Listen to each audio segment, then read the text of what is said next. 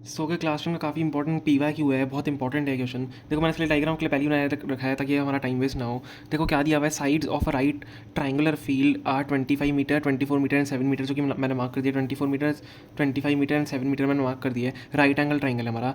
Eight the three corners of the field a cow, buffalo and a horse are tied separately with rope of 3.5 metre. ठीक है, यहाँ पे समझ लो काओ है, यहाँ पे बफेलो है, यहाँ पे कौन क्या है हमारा हॉर्स है। ठीक है, वो टायर्ड है, और जो उनकी रोप से जिस रोप से बंधे हुए हैं उसकी जो लेंथ है वो कितनी है, 3.5 मीटर, मतलब 3.5 मीटर तक खिंच के आ सकते हैं। और ऐसे जब आपको पता है कि आप समझ लो इस कॉर्नर पे बंधे हुए हो, यहाँ पे आप बंधे हुए हो, तो आप अगर रोप बंधी हुई है तो आप ऐसा हो गए, देन इतना यहाँ पे ऐसे सर्कुलर पूरा मतलब पाथ में घूम सकते हो। समझ में आ गया? तो सर्कुलर हमें हमें क्या बनाना पड़ा, ये सर्कुलर हमें कॉर्नर्स बनाने पड़े इसके, ताकि रोप क्योंकि बंदी हुई है तो इतने पार्ट में ही घूम सकते हो। Each to graze in the field, ठीक है, ग्रेजिंग के लिए वो इतना ही ले सकते हैं। फाइंड द एरिया, ग्रेजिंग पता है ना, चढ़ना, जिसको घास चढ़ते हैं जिसको इसलिए बोलते हैं। Find the area of the field that can not be grazed by 3 animals. तो मैं बताऊँ, देखो यहाँ तक वो आ सकते हैं जो मैंने रेडी एरिया मार्क किया हुआ है। अब यहाँ पे वो नहीं आ सकते, तो मैं इस पूरी जगह का जो पर्पल डॉट्स बनी आपको दिख रही है उसका हमें एरिया फाइंड करना है। जो क्या दिया हुआ है हमें, find the area of the field that can not be grazed by these animals, हमें ये फाइंड करना है। देखो इसमें मेनली फॉर्मूला बेस्ड क्वेश्चन है, कैसे इसको सॉल्व करेंगे ध्यान से देखना।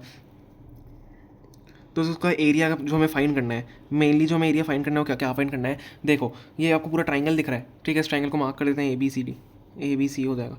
ठीक है, ये हमें ट्राइंगल दिख रहा है। अब ट्राइंगल का एरिया माइनस ये 3 एरियाज होंगे, ट्राइंगल का एरिया माइनस ये 3 एरियाज होंगे, तभी ये बीच वाला एरिया आ पाएगा। ठीक है, तो ये क्या आपको दिख रहे हैं, ये सेक्टर्स दिख रहे हैं, ये सेक्टर्स हैं देखो। ठीक है, ध्यान से देखो, सेक्टर्स का भी फॉर्मूला होता है। अब सेक्टर्स का फॉर्मूला सबसे पहले आप जाके कमेंट्स में लिखो।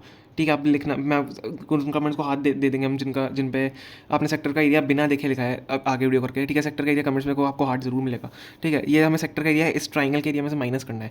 कैसे करेंगे देखो, तो हमारा फाइनल एरिया क्या हो जाएगा, एरिया ऑफ ट्राइंगल ABC, ठीक है, माइनस एरिया ऑफ 3 सेक्टर्स। देखो 3 सेक्टर्स हैं, एरिया ऑफ 3 सेक्टर्स हो जाएगा, 3 सेक्टर्स। समझ में आया? तो अब एरिया ऑफ ट्राइंगल क्या होता है, half into base into height. तो हाफ इंटू, देखो बेस क्या है हमारा, बेस हम ये वाला लेते हैं, या हाइट ये हाइट लेते हैं, बेस लेते हैं। ठीक है, 7 into 24, half into base into height, 7 into 24, ये तो हाइपोटेन्यूस है। तो 7 इंटू 24 हो जाएगा, इंटू सॉरी माइनस का बीच में साइन है। एरिया ऑफ 3 सेक्टर्स क्या होता है, एरिया ऑफ 3 सेक्टर्स क्या होता है, सेक्टर का एरिया सबसे लिखेंगे क्या होता है, जल्दी से बताओ। थीटा मैंने लिख दिया है, थीटा इंटू πr² अपॉन कितना होता है, 360, या थीटा अपॉन 360 इंटू πr², ये सेक्टर का एरिया होता है। ठीक है, जो कि हमें माइनस करना है इसमें से। अब हम कैसे करेंगे, हाफ इंटू 7 इंटू 24 इंटू, अब देखो थीटा, अब इसको 3 से भी मल्टीप्लाई करना पड़ेगा, 3 सेक्टर्स हैं हमारे, मैंने एक सेक्टर का एरिया लिखा है। अब थीटा देखो, अगर 3 हम बात करें तो एंगल दे सकते हैं।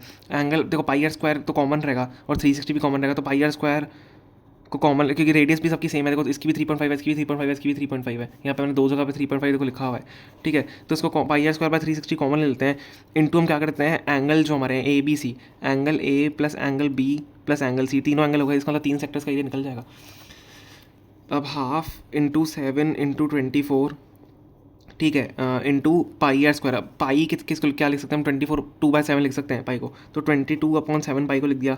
आर क्या है हमारा, रेडियस कितनी है, 3.5, तो 3.5 का होल स्क्वायर हो जाएगा, इंटू 3.5 का होल स्क्वायर अपॉन 360 इंटू, अब angle A plus angle B plus angle C किसके बराबर होगा, तीनों एंगल ट्राइंगल के किसके बराबर होते हैं, 180 डिग्री के, तो 180 डिग्री के बराबर हो जाएगा, इंटू 180 डिग्री।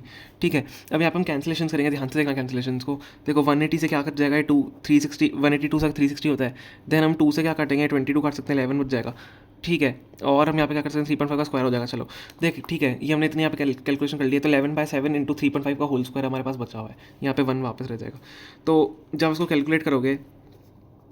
कैलकुलेट करोगे तो कितना आ जाएगा, 7/12 इंटू 11/7 इंटू 3.5 का होल स्क्वायर कितना आएगा। देखो जब इसको कैलकुलेट करोगे आपका जो आंसर आएगा वो क्या आएगा, 7/12 कितना होता है, 84। मैंने वहाँ पर शायद मल्टीप्लाई का साइन लगा दिया, माइनस का साइन है यहाँ पे। ठीक है, माइनस का साइन ध्यान रखना। ठीक है, तो 84 माइनस कितना हो जाएगा, ये जब कैलकुलेट करोगे इसका आंसर आपका 19.25 आएगा। ठीक है, इसको 11/7 कैलकुलेट करना, देन 3.5 के स्क्वायर से मल्टीप्लाई कर देना, तो 19.25 का आंसर आएगा।